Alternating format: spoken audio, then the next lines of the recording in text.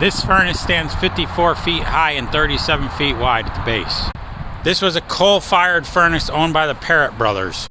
Iron produced here was shipped to a foundry several miles away.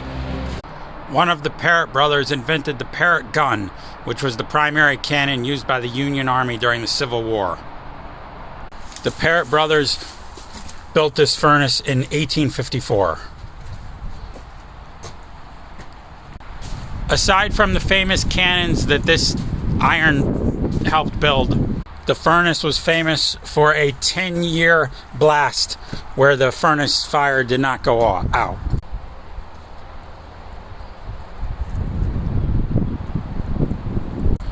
Coal was loaded from the top across this bridge. The furnace closed in 1881.